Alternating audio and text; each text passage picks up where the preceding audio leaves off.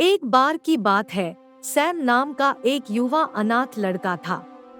वह अपनी क्रूर चाची सोनी के साथ रहता था, जो उसके माता पिता के गुजर जाने के बाद उसे ले गई थी। चाची सोनी एक कटु और दुखी महिला थी जो सैम की देखभाल करने से नाराज थी। सैम अटारी में एक छोटे से कमरे में रहता था और आंटी सोनी ने मुश्किल से उसे खाने के लिए पर्याप्त दिया। वह उससे घर के सारे काम करवाती थी और अगर वह जरा सी भी गलती करता था तो वह उसे कठोर दंड देती थी।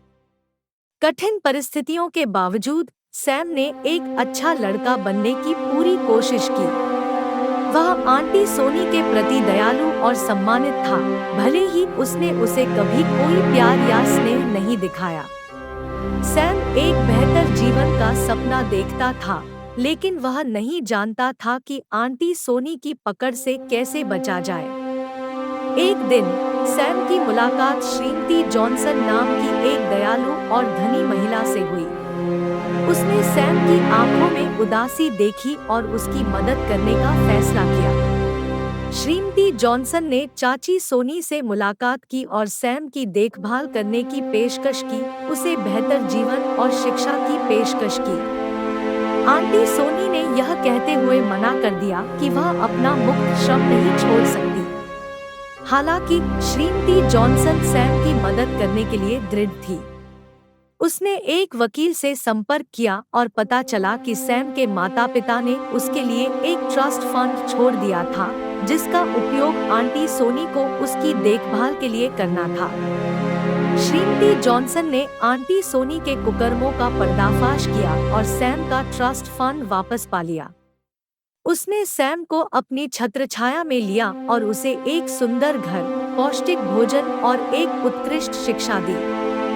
सैम श्रीमती जॉनसन की देखरेख में फला फूला और उसने उनकी दया का बदला चुकाने के लिए कड़ी मेहनत की। उन्होंने कठिन अध्ययन किया और अंततः स्वयं एक सफल वकील बन गए। साल बीतते गए और सैम उस मदद को कभी नहीं भूले जो श्रीमती जॉनसन ने उन्हें दी थी। वह अक्सर उसके पास जाता था और यह सुनिश्चित करता था कि उसकी हमेशा देखभाल की जाए।